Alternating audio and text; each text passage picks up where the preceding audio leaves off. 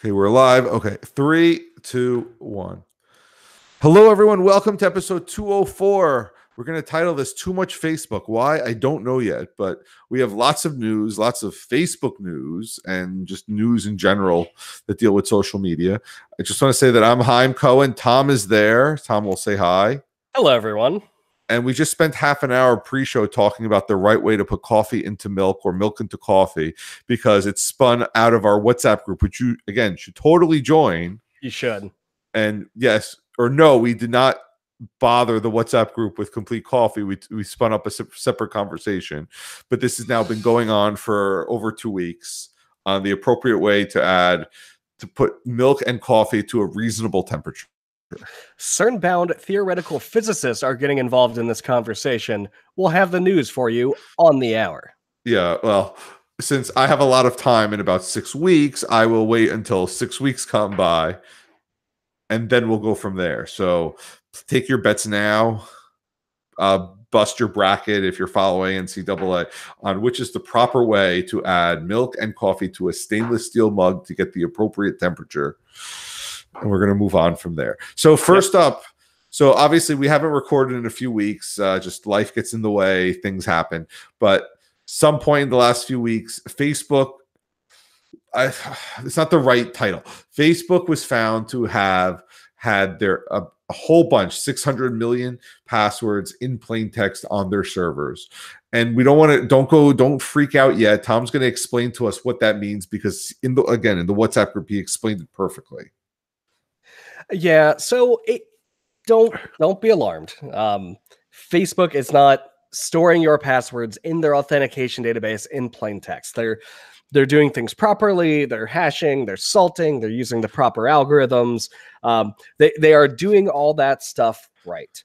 Unfortunately, what happens when you build a lot of complex systems that are all interlinked with each other and take varying login methods and authentication methods is when you build web applications, you try to log everything, every piece of data that comes into your web application.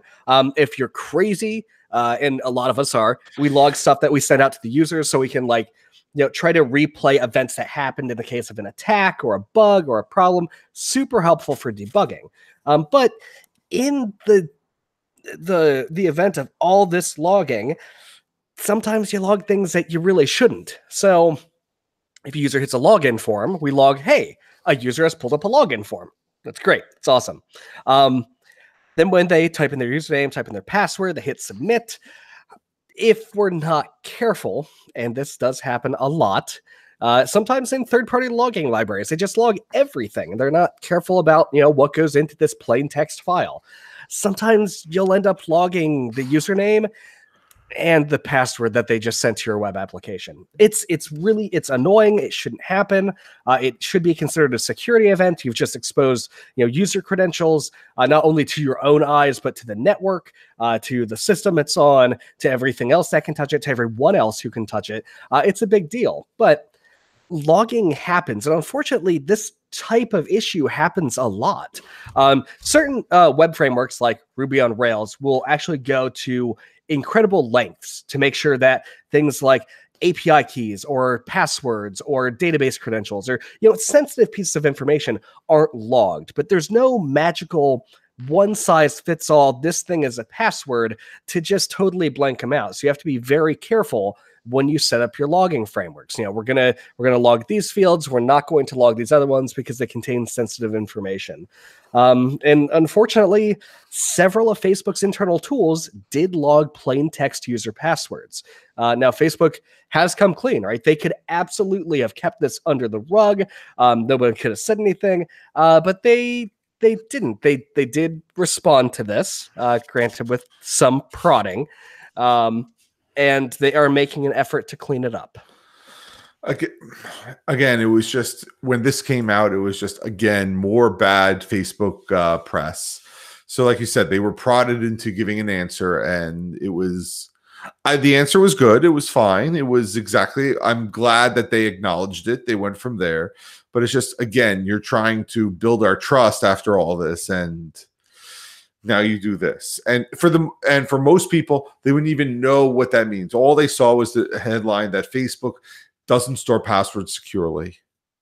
And it's just another notch in Facebook's belt of all the bad things that they're sorry for. Yeah, it's so did Facebook, deserve bad press on this? I don't think they should have been like murdered over it or anything, but yeah, probably a story, just a cautionary tale. Hey, unless you're super careful with logging, stuff like this can happen. Stuff like this can leak out, and it hurts everyone, right? It's embarrassing for Facebook. It's annoying for the users, and you just don't want to have that kind of security event, especially with a giant company like Facebook, who's already under intense scrutiny. A question that I've gotten from a couple people is, well, why log any events against a login page at all, right? If there could be sensitive data there, why log any events going to that URL path? And the easy answer is that you do want to log everything, mostly for debugging purposes. Like, hey, this user tried to log in. Here's the error. Here's the stack trace. This is exactly what happened. And it makes it really easy to debug and fix things. But the other, more security-minded answer is, hey, maybe we want to know if somebody tried to log into the same account 45 times in a couple minutes, right? Maybe we want to be able to replay an active brute force attack on an account and see, who was trying to do it, what they were trying to send, what account they were trying to get into. And maybe we want to build some extra protections around those accounts that are being actively exploited or actively attacked. So there are absolutely good reasons to log things that are hitting your authentication server. So again, are you going to get rid of your Facebook account for this? It's just another notch in the belt. I'm still on Facebook, but again, I do severely limit what I talk about, and I do block a lot of posts. I don't block people yet. I try to hide where they're sharing from, but every time I post on Facebook, I say to myself, this is public, and I got to assume as much. So yeah, and that's kind of an unfortunate stance to take, but it's the reality now.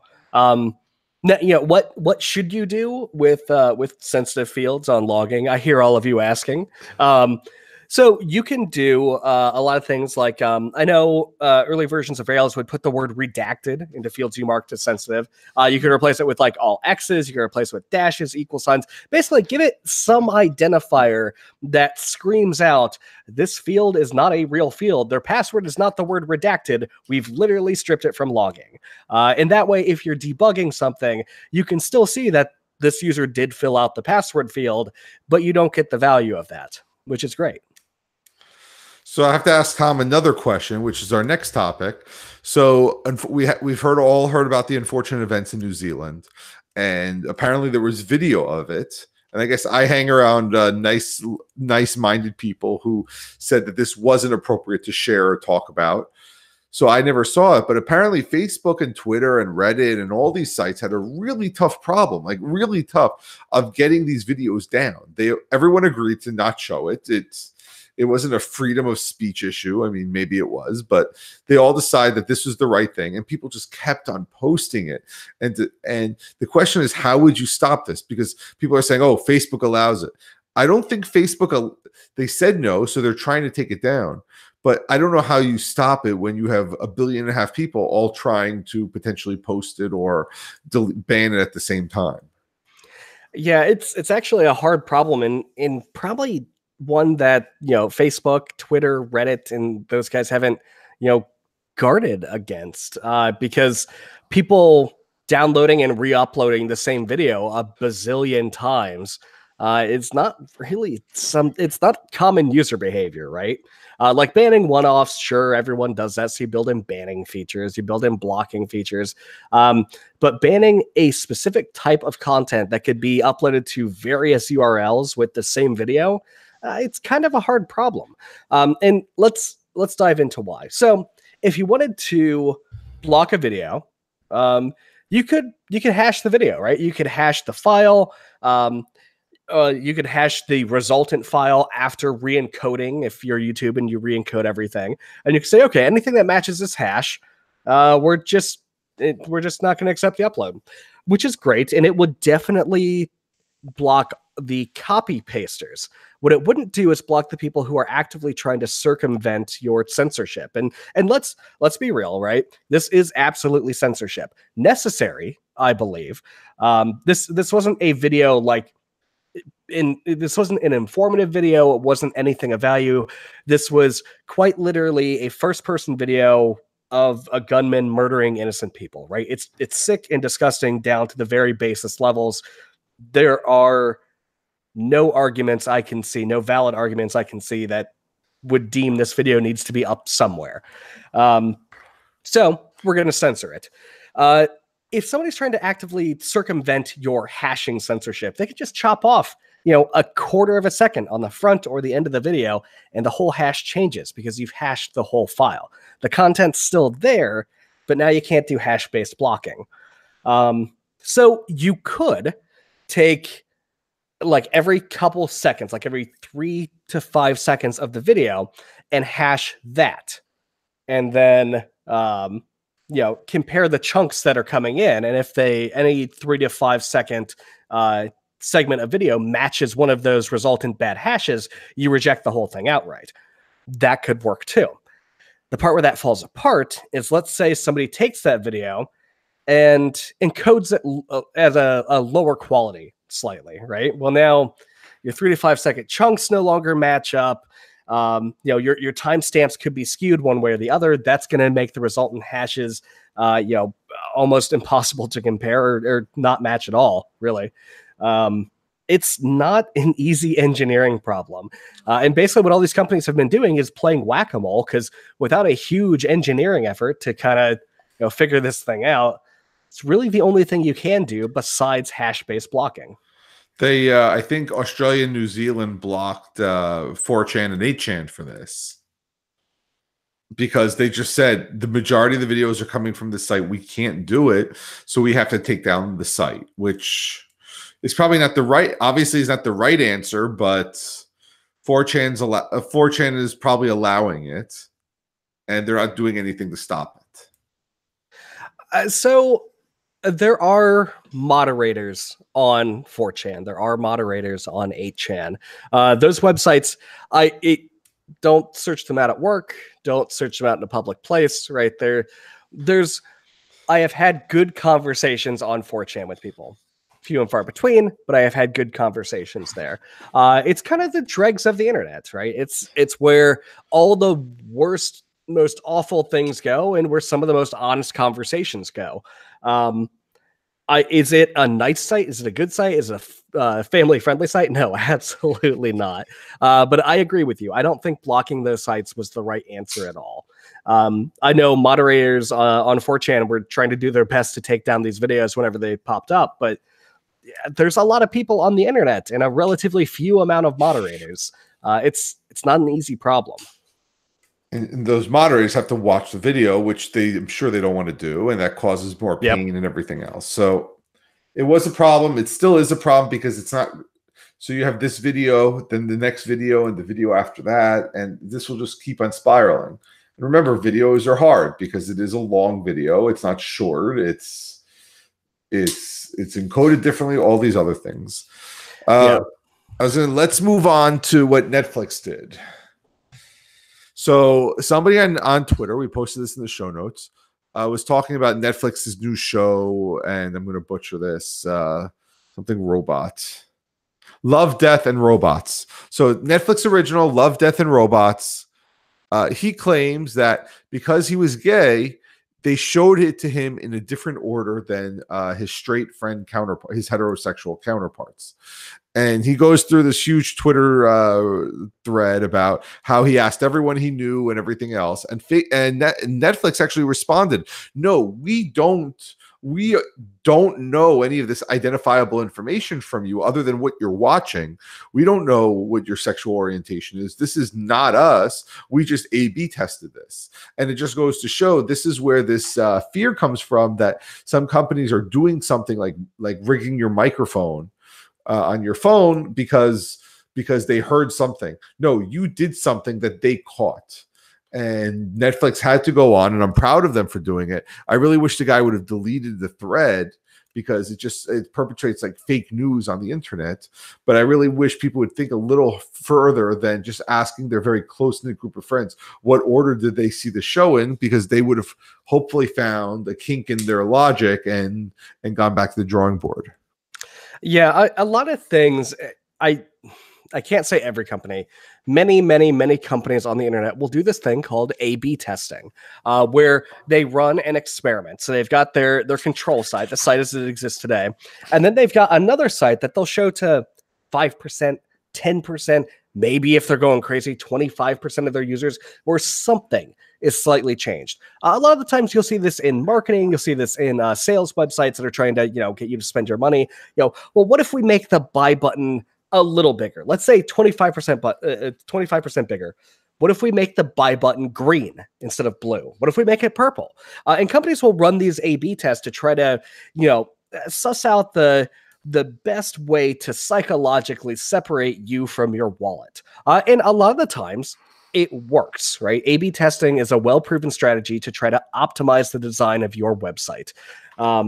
Netflix has a vested interest in people binging Netflix shows, just watching the whole thing right through, keeping their subscriptions active, paying them money, liking and watching Netflix originals, right? They've got a vested interest in keeping you locked to that TV screen for as long as possible.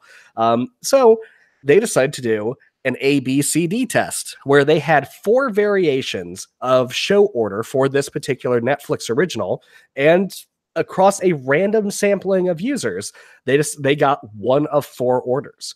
It didn't have anything to do with personalization, whether or not somebody was gay, straight, right? It didn't matter. They just chose a random subset of users. And in this person's particular case, and in the case of their friends, they all landed on choice B or whatever it was, right? They landed on the same experimental show order.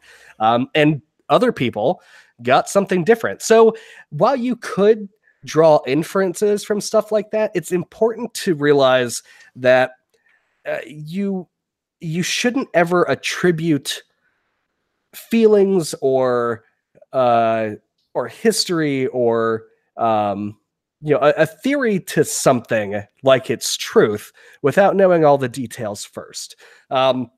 And that's really easy for us to say on the show because we do that a lot, right? It's super easy to be able to draw conclusions, but give people the benefit of the doubt. Netflix isn't doing anything evil, except maybe trying to figure out a way to get you to watch more Netflix, right? That's the most evil thing they've done here, which I like Netflix. I don't think it's too evil. Remember, Netflix makes money by you paying them every month and you watching their original content. Because if they don't have to license content, they get to keep the original content forever and keep it exclusively to them. So having to watch, so they have a vested interest in making good shows that you will watch. Now, another theory you can say is Netflix knows what you're watching and how long you've watched it and all the other stuff about Netflix. So if you and your friend are watching the same shows, they're probably going to assume you have the same thing and the same taste, and they should show it to you in the same order versus watching it with somebody completely random. And hopefully you would have seen something. Again, it sounds too good. It's one of those great stories that say, "Oh, Netflix is spying on you," but when you just ask them, and the simple question is, "We A/B tested it, and you were both A's," it makes a lot of sense. Yeah. Like you were saying earlier, a lot of people think that Facebook is hot micing their phone and listening in on their conversations. And a person that I know very well thought this and was utterly convinced until we traced through the steps. Because he said, I got an ad for this store. I was talking about it. I was talking about doing this thing, and I got an ad for the exact thing I was talking about. This is super creepy. Until we realized that he had actually gone to the store to check out some of the products with his phone in his pocket with the Facebook app active, right? Because it's constantly pinging for your location. And it was able to say, "Oh, this dude is in this store. Maybe we should give him those ads. Hey, you were just here. Have you thought about this project? Have you thought about this DIY thing that you can do with things that you buy off our shelves?" And that's a super easy advertising answer. It's not that Facebook was listening to him talk about, whatever DIY project that he was going to do around the house. He went to the store and then got ads from it. It's the reason I really wanted to talk about the story more than the A/B testing was the fact that people jumped to this wrong conclusion. And when we talk about, like what you just said with your friend in the story in the store, it's almost the same idea, whether it's Facebook while you're driving or Netflix and what you're watching and all this other stuff. So just be aware of that. It's super important, and this doesn't just go for security or tech stuff. I mean, this is an everyday law that I try to live by. Hanlon's razor, which is basically surmised as never attribute to malice what could equally be explained as incompetence. Right? It doesn't mean that somebody is out to get you or out to destroy you or out to make your life miserable or say something rude. They might have just done something stupid. I know I've offended plenty of people when I've said something utterly boneheaded, right? It's happened on this show several times. If you go back in the history of our episodes, I've said something utterly inane and made somebody yell at their phone in frustration while listening to a podcast. I do it all the time. But it's not because I hate you. It's because I'm an idiot. Well, sometimes I just hate people. That happens too. So, well, so you got a phone call from a robotic Social Security person. Yeah. Apparently, my Social Security number has been suspended and is under investigation. And if I want to get that back, which it seems pretty important, I would want to get that back. I need to call the department at a weird 1-800 number. So yeah. I told Tom that we get a lot of these phone calls, but so the Social Security number administration will never call you. They will only send you letters. You hear that, but people are getting them, and if people are getting them, that's assuming people are falling for it and saying, "Uh-oh, my Social Security number is whatever suspended means," and call here and pay $20 or whatever it is to unlock it. And I'm sure they're making money. What's weird is I believe, and I could be wrong on this, I believe 1-800 numbers are U.S. jurisdiction. I don't know. Yeah, I believe those are managed out of the U.S. So technically that could get shut down. Now, we did do the proper thing, and here's the proper thing. And unfortunately, it's super annoying because it's a government website, and everything is annoying on a government website. We went to the Federal Trade Commission's website, walked through, like, I had to click through 3 redirects on 4 different websites, and then find a weird buried form for reporting a fraud that made no sense whatsoever. I just got a phone call trying to scam me. Like, in the thing, it's like, oh, well, how much money did you give them? When did you give them this money? How much did you pay in Western Union MoneyGram stuff? Like, none of this applied. I'm just trying to get a 1-800 number taken down. And the FCC doesn't have a great way to do that on their site, from what I could see. It's very confusing. But yeah, we did report that. They're still coming in, but fingers crossed it'll get taken care of one day. I also got a weird call at work from a Chinese voice. Like they were speaking Chinese. I was like, what on earth? And it wasn't a person, it's a robocall. Like, it's just the message, and I hung up. So I don't speak Chinese. I don't know the first word in Chinese. I have no skill whatsoever. But it turns out that this is a fairly common scam for areas with large Chinese populations. It says something like, your visa is under investigation. You have to call this number, pay these fees for an investigation to continue to work in the United States. And that, if you are if you are a foreigner in the United States, you're on a work visa, you've got this job, right? Like, everything is set up and you get this call. That must be utterly terrifying that must just shake you to the core. Like, hey, not only are you going to lose your job and your housing and your entire life here, but you're getting shipped back overseas, or you're getting returned to your country of origin. Like, that's terrifying. That's awful, and it's a scam. It's going around. Again, so I think it's brazen to do it in Chinese, if that's what it is, because it's target these areas. Because I got that call, a lot of my friends got that call, and I am in a heavily Chinese or diverse area, and yes, you hear that, and you're like, what's going on? So I hung up, but it doesn't affect me. But the Social Security scam and the other scams are a big thing, and people do fall for them. The one that we got recently is there's a lien against your house because you didn't pay the water bill. Because what they did is 2 weeks before, the week before the deadline, they pulled an Oprah request of all the people who have delinquent notices, or the day after the water bill was due, and said, we're going to take your house, because apparently they can, which they can't. And they were trying to get a couple $100 from people. But once again, if somebody's cold calling you and saying this, the first thing you should do is probably hang up and to call back the department on their official number. So go to your Social Security office, go to the town and call them back up. Don't use the number they gave you.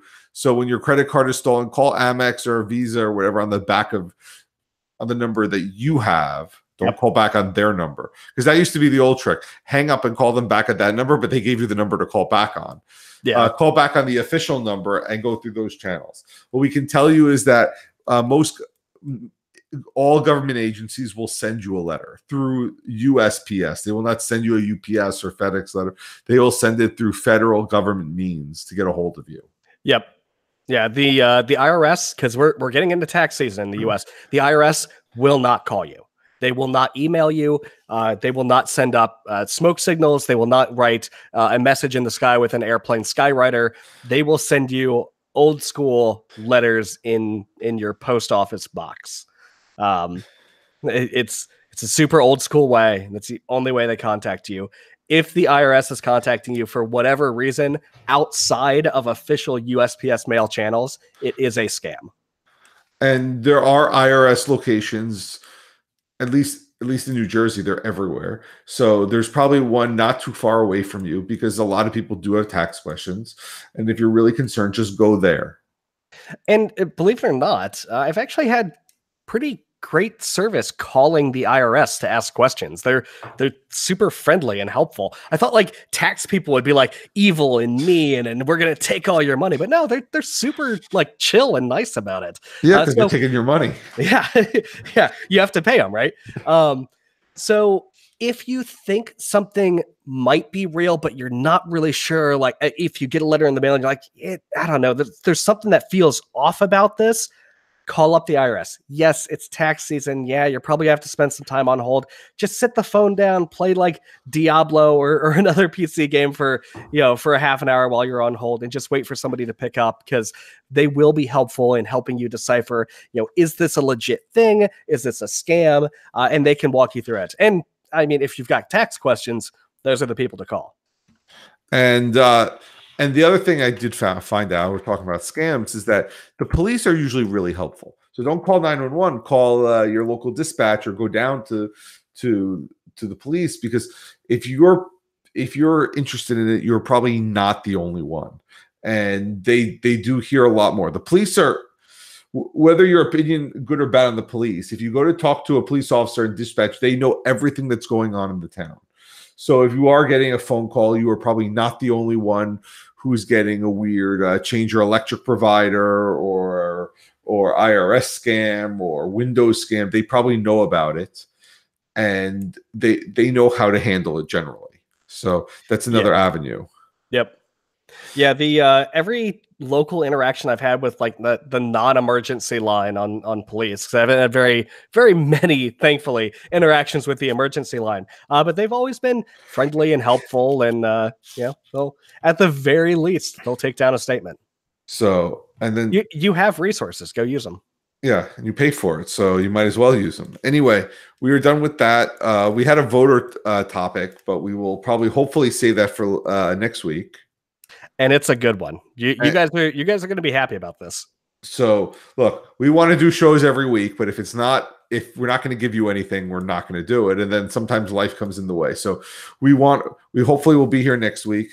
In the meantime, find us. You can join the WhatsApp group and you can talk there. We keep it to security only, and we generally have a good time.